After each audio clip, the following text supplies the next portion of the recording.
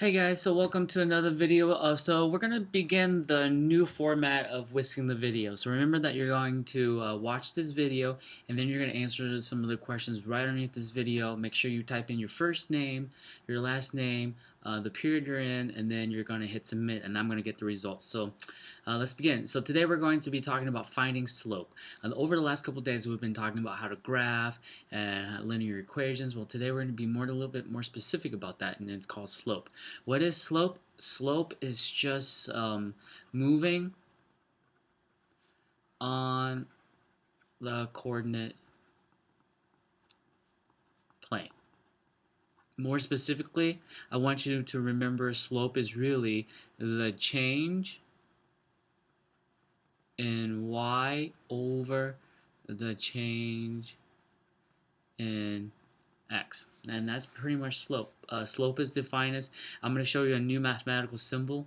It is a triangle, and it's triangle y over triangle x, and this little symbol right here just means delta. It's the Greek symbol for change. So its slope is defined as the change in y over the change in x. Here's a little better slide for you to remember. Remember the rate of change and slope is the same thing, because the rate of change is how you're changing from one point on the graph to the next. Slope is the same way. Slope is the mathematical way of saying rate of change. So it's the change in y, delta y over delta x. So if you're not going to remember this, I highly recommend that you actually take notes in your composition book and just write slope is change in y over change in x.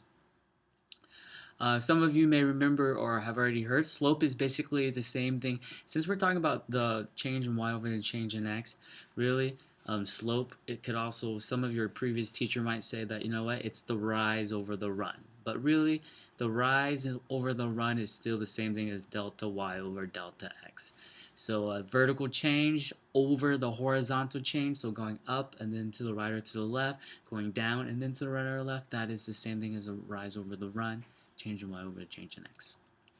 The first method of finding slope. If they give you a linear function or a linear equation on a graph and it looks like a straight line, the first thing you want to do is pick a point that you know for sure on that line.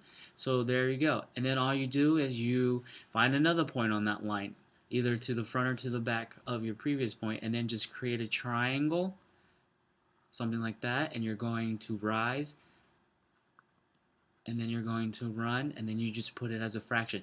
All slope will always be a fraction, even if it's a whole number. You just put a 1 underneath of it. So here's the first example. Finding the slope. So remember that slope is defined as delta y over delta x. So find the change in y. So right here, this is the origin. I know for a fact that's 0, 0. So and then I'm just gonna go find another point, and that is 1, 2, 3. That is 3, 2.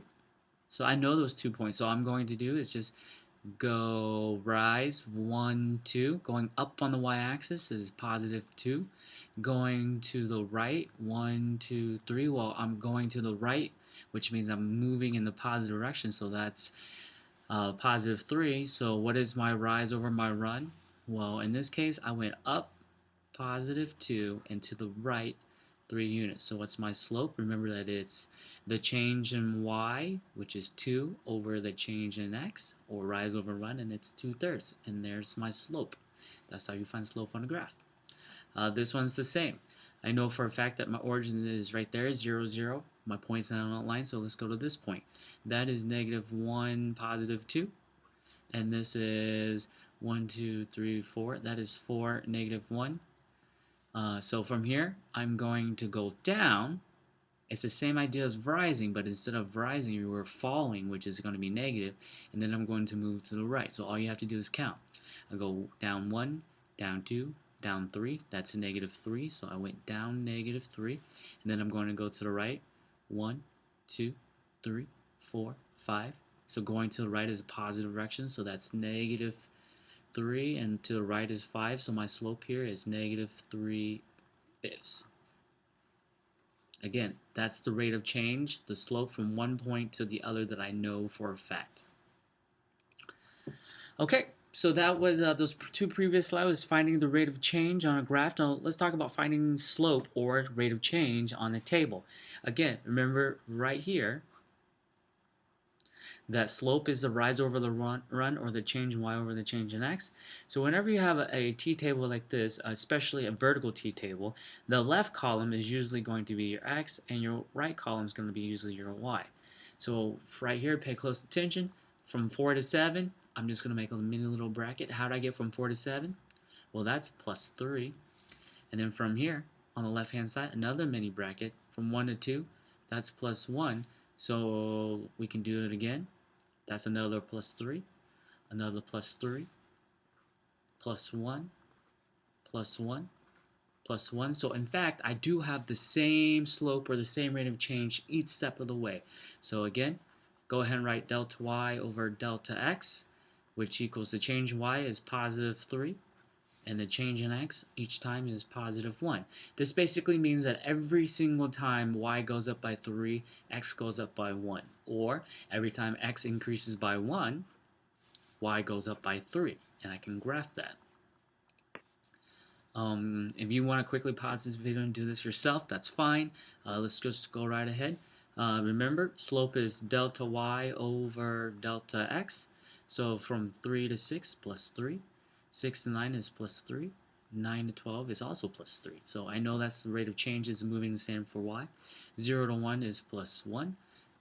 Plus 1. Plus 1. And unfortunately, this is the same thing as in the last slide. So again, slope is delta y over delta x. So delta y over delta x, which is equal to change in y, positive 3. Change in x, positive 1. So my slope is 3 over 1 or just 3. That's my slope. Again, so let's go find slope given 2 points. The first way you can do this is you can graph it. Sketch something like this, and you know if you have exact graph paper, you know that 1, 5 is going to be right there, and 5, 13 is going to be right there. It's going to be a positive line, and then you can do your rise over your run. That may take a while, but why not just do what we did here in the previous slide? See, this is a t-table. It's a vertical t-table. We can do the same thing here. So I'm going to take this first point, and I'm going to just build a quick XY table, input, output. The first x is 1. When the x is 1, I get y is 5. And the next one, 5, 13. And then we go to do our little mini bracket. From 5 to 13 is plus 8. From 1 to 5 is plus 4. And what was slope? Delta y over delta x. Change in y is positive 8. Change in x is positive 4. Please simplify all fractions. So this is 8 over 4 is the same thing as 2 over 1, which is just 2. And that's how you find slope given 2 points. Create a quick t-table like this. Do the little mini brackets on the side and you'll be fine. Given the given points, find the slope of the line through the 2 points. Same thing. If I would graph this, I can make something like this. I know that 4, 8 is going to be here, 5, 10 is going to be like there, and then draw a line, find the rise over the run. You can totally do that, but that's just going to be a little bit slower, and you'll need exact graph paper, or we can do exactly what we just did. Create a quick x, y table. When x is 4, I get y is 8. When x is 5, I get y is 10. The tricky part about this is to make sure that these match up. Okay, so basically you're taking the order pair and then putting them in right there. Okay, so we do our little mini brackets. From 8 to 10 is positive 2. From 4 to 5 is positive 1. I'm sorry, these are all positive slope. You can have negative slope too. And it doesn't matter. If one of them is negative, the whole fraction is negative. So again, slope is delta y over delta x. In this case, it's 2 over 1 or just 2. Last example, draw a line with given slope through the given point. So the first thing you're going to do is they give you point R is at 6, 6.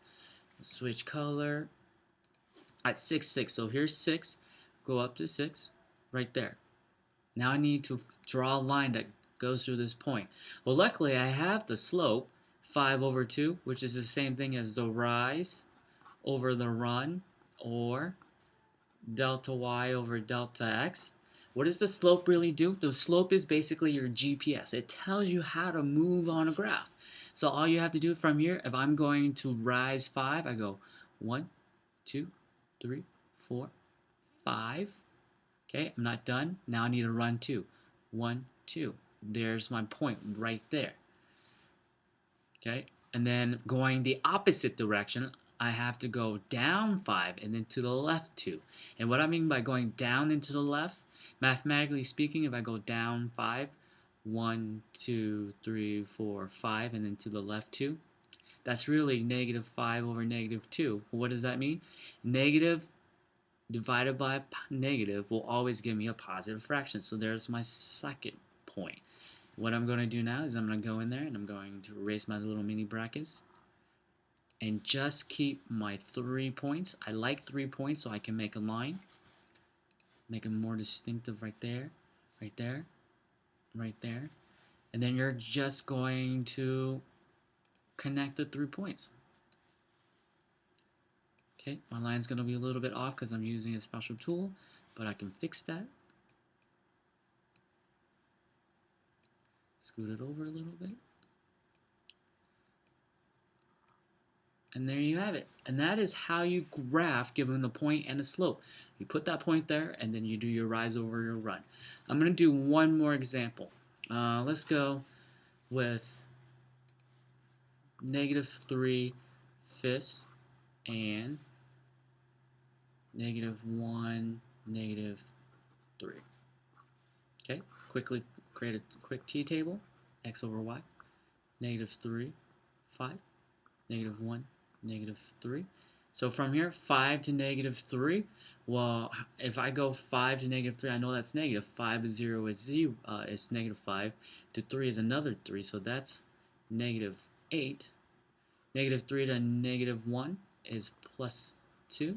Change in y over change in x, which equals negative 8 over positive 2. Well, luckily I know that a negative divided by a positive, simplify your fraction, that's going to be negative 4 over 1, or just negative 4. Okay, and that's how you're going to find slope, given a graph, given points, and then how to graph using slope. We're going to practice this a little bit more in class, so make sure you answer the questions. Thanks, guys.